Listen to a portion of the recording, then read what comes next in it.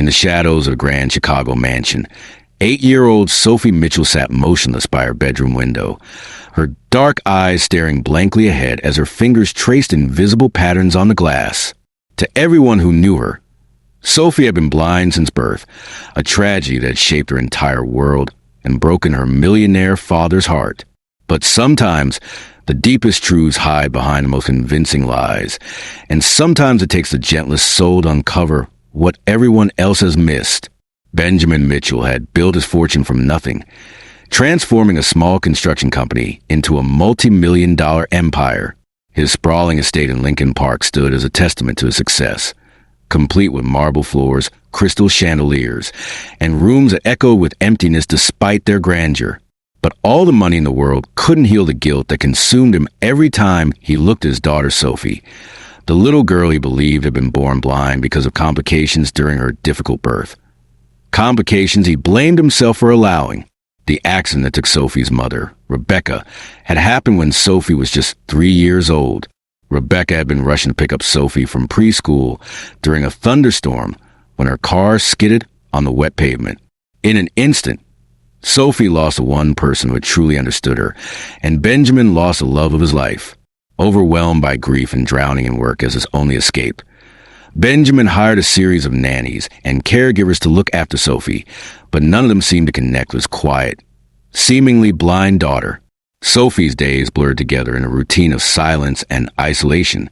She would sit in her room for hours, her head tilted as if listening to sounds no one else could hear, her hands moving carefully along furniture and walls.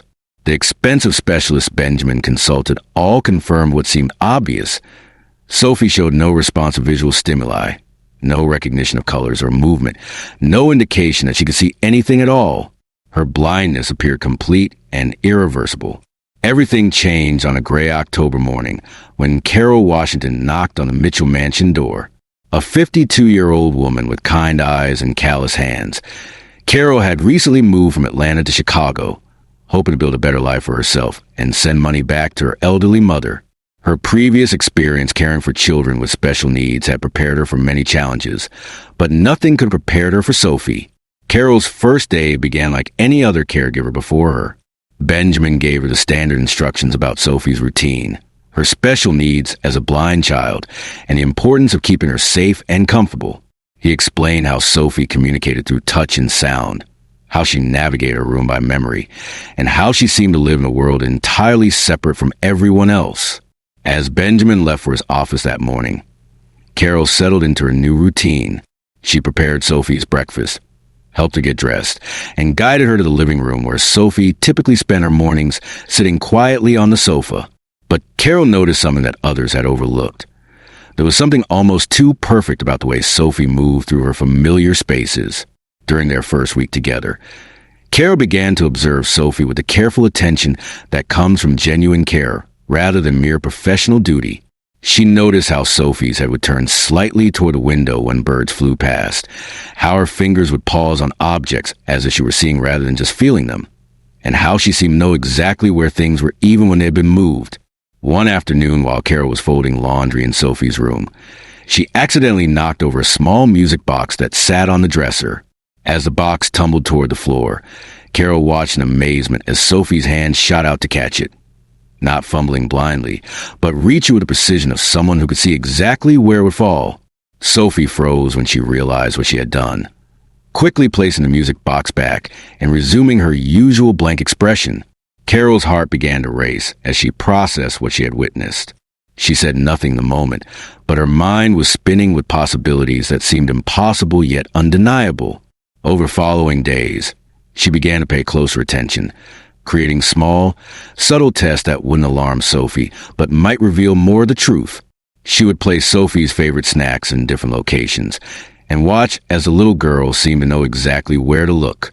She noticed how Sophie would instinctively duck when Carol carried tall objects overhead, and how her eyes would track movement, even though she always tried to hide it. Most telling of all, Carol caught Sophie's reflection in the hallway mirror one evening, watching her father return from work with an expression of longing and sadness that could only come from someone who could see.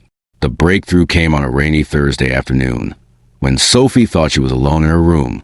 Carol had told Sophie she was going downstairs to start dinner, but she had actually remained just outside the bedroom door.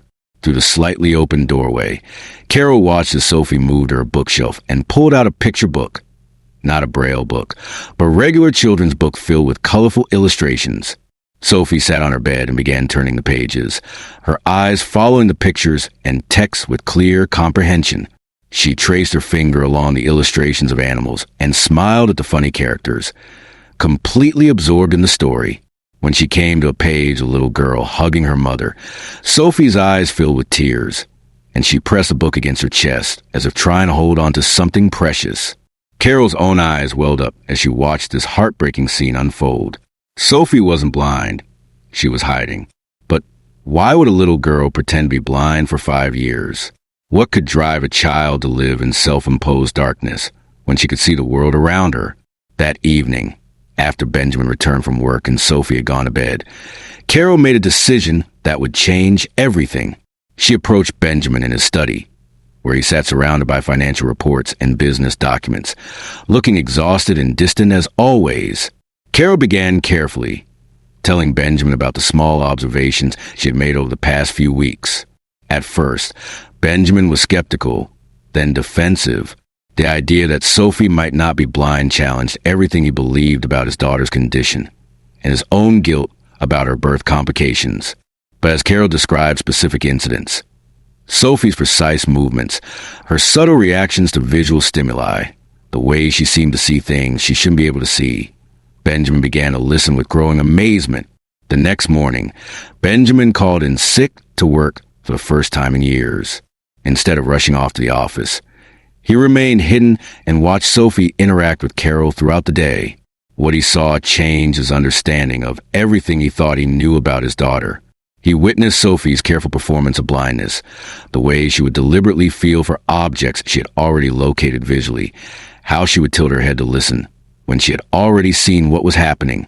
Most painfully, he saw how Sophie would quickly resume her blank expression whenever she sensed his presence, as if she were afraid of disappointing him or revealing her secret. That evening, Benjamin sat Sophie down for the most important conversation of both their lives. Instead of confronting her accusingly, he spoke with the gentleness Carol had taught him was necessary. He told Sophie that Carol had noticed she seemed to see things, and that they wanted to understand why she felt she needed to pretend to be blind. At first, Sophie remained silent, maintaining her familiar blank stare. But as Benjamin continued to speak with patience and love, instead of the distant guilt that had characterized their relationship for so long, Sophie finally broke down. Through tears and halting words, the truth emerged, a truth that shattered Benjamin's heart and explained everything. Sophie had been able to see all along. The complications during her birth had caused some initial vision problems, but her sight had developed normally as she grew. However, Sophie remembered the day her mother died, and she remembered the conversations between adults who thought she couldn't understand.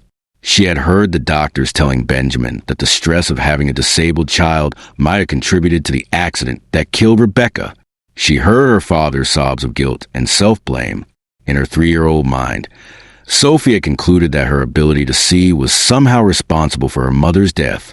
She believed that if she pretended to be blind, her father wouldn't feel guilty anymore, and maybe somehow her mother would come back. As the years passed, Sophie became trapped in her deception, afraid that revealing the truth would prove she had been lying and make her father even sadder. Benjamin held his daughter as she cried, finally understanding the enormous burden this little girl had been carrying for 5 years. Sophie had sacrificed her own freedom and happiness in an attempt to protect him from guilt that was never her fault to begin with. She had lived in darkness not because she had to, but because she thought it would bring light back into her father's life. The healing that followed was immediate, but it was profound. Benjamin took a leave of absence from his company to focus entirely on rebuilding his relationship with Sophie. Together, they worked through years of misunderstood grief and misplaced guilt. Sophie slowly began to emerge from her self-imposed blindness, first in private moments with Benjamin and Carol, then gradually in the outside world. Carol became more than just a caregiver. She became the bridge that connected Benjamin and Sophie to each other and to a new way of living. Her patient observation and genuine love had uncovered a truth that medical specialists and trained professionals had missed for years. She had seen beyond the surface to recognize the heart of a little girl who loved her father so much she was willing to sacrifice her own sight to protect him from pain. The transformation in the Mitchell household was remarkable. Sophie began to laugh again, to play like a normal child, to discover the world she had denied herself for so long. Benjamin learned to be present as a father rather than just provider, spending hours with Sophie exploring the state grounds, reading together, and making up for years of lost connection. Sophie's first day at a regular school was emotional for everyone involved. As she walked into her classroom with clear, bright eyes instead of the blank stare she had maintained for so long, her teacher couldn't believe this was the same child who had been described as profoundly blind. Sophie thrived academically and socially, finally able to be the intelligent, curious child she had always been underneath her protective facade. Carol continued to work for the Mitchell family, but her role evolved from caregiver to trusted family friend and honorary grandmother to Sophie. She helped Sophie process her complex feelings about the years she had lost and the mother she missed, while teaching Benjamin how to balance work success with being the present, loving father Sophie needed. Months later, on the anniversary of Rebecca's death, Benjamin and Sophie visited her grave together for the first time since the funeral. Instead of the usual solo visit filled with guilt and regret, this was a family moment of remembrance and healing. Sophie placed flowers on her mother's headstone and spoke aloud to her for the first time, telling her about Carol's kindness and her father's love, and promising to never hide in darkness again. The story of Sophie's hidden sight and Carol's perceptive heart spread throughout their community, inspiring others to look beyond surface appearances and trust their instincts about the people they care for. Benjamin established a foundation in Rebecca's memory to support children with disabilities and their families, ensuring that other children wouldn't feel the need to hide their truth or carry burdens too heavy for their small shoulders. Sophie grew up to become a counselor who specializes in helping children process trauma and grief, using her unique experience to guide other young people through their darkest moments. Her story became a testament to the power of love, to heal even the most complicated wounds, and the importance of seeing people for who they really are rather than who we think they should be.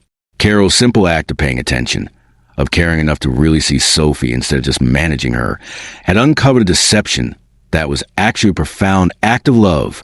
Her kindness created the safe space Sophie needed to finally reveal her truth and claim her sight, her voice, and her right to be fully seen and loved for exactly who she was.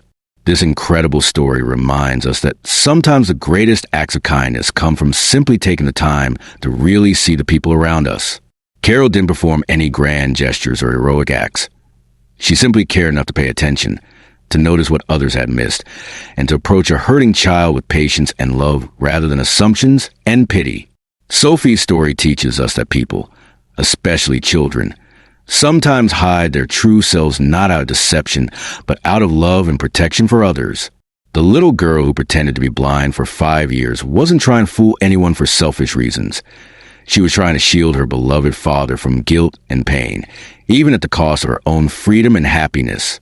In our daily lives, there are probably people around us who are hiding their own truths, carrying their own burdens, or performing their own versions of blindness to protect themselves or others. What if we all approached each other with Carol's gentle attentiveness and Benjamin's eventual willingness to see beyond his assumptions? What if we took the time to really notice the people in our lives and ask ourselves whether there might be more to their story than what appears on the surface? The power of kindness isn't always about grand gestures or dramatic interventions. Sometimes it's about the quiet courage to pay attention, to ask gentle questions, and to create spaces where people feel safe enough to show us who they really are. Carol's kindness didn't just restore Sophie's sight. It restored her family's love and gave a little girl permission to step out of the darkness she had created to protect others. If this story touched your heart, please take a moment to like this video and share it with someone who might need to hear this message of hope and healing. Subscribe to Pure Kindness Stories to discover more tales of how simple acts of compassion can transform lives in the most unexpected ways. Remember, you never know when your kindness might be exactly what someone needs to find their way back to the light. In a world that often feels dark and complicated, we all have the power to be someone's Carol. The person who cares enough to really see and love others for exactly who they are.